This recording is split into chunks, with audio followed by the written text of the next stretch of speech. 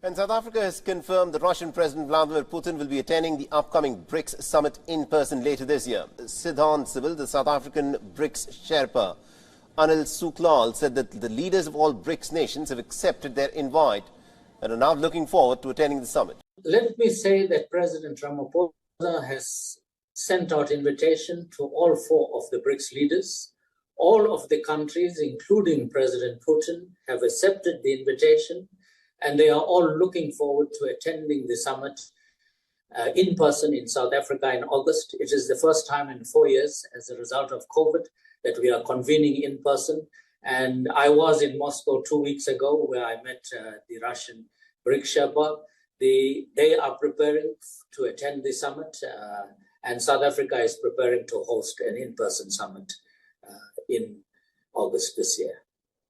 Now, BRICS is a grouping of the world's leading emerging economies. Brazil, Russia, India, China and South Africa are its 5 members. The grouping was formalized during the first meeting of BRIC foreign ministers in 2006. South Africa was invited to join in December 2010. It is hosting the BRIC summit this year in August. Now, things were already pretty complicated given the ongoing war in Ukraine. But the International Criminal Court's arrest warrant against Vladimir Putin became a bit of a spanner in the works for South Africa. It's a state of BRICS and is invited to the summit. And I think, as I've said previously, the ICC warrant is obviously a matter that is of concern. South Africa is a member state of the International Criminal Court, so we'll have to have a discussion in the context of cabinet to decide exactly how we respond. Do you know, Minister, when that meeting or that discussion will take place? It must be as soon as possible. The summit is coming up in around August, the corner, yeah. And we need to have clarified exactly how. Do you find the ICC to be unfair in the way they are? Well, I have made the point previously.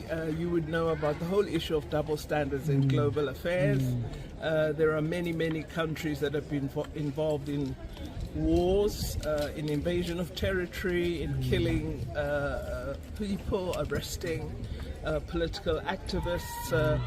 None of them have ever been called up by the ICC. So it seems if you're powerful and enjoy particular status in the global community, you escape. And this does worry us because I think it dims the objective character of the ICC as an arbiter that is fair on all abuses of human rights and all infringements of humanitarian rights. To Russia and China in February for joint military naval exercise despite heavy criticism and opposition from the West.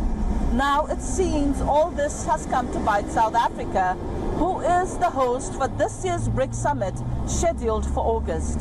South Africa is facing a huge diplomatic dilemma following the issuing of the arrest warrant against Russian President Vladimir Putin, and it says it is looking at ways to deal with this issue. As a member of the ICC, it would be expected that South Africa arrest Putin if he sets foot in the country. The main opposition party, Democratic Alliance, has urged Ramaphosa to prioritize the country's reputation over the Russian president.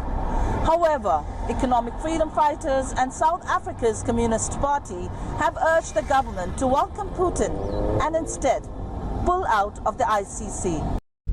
Don't forget to like, share and subscribe.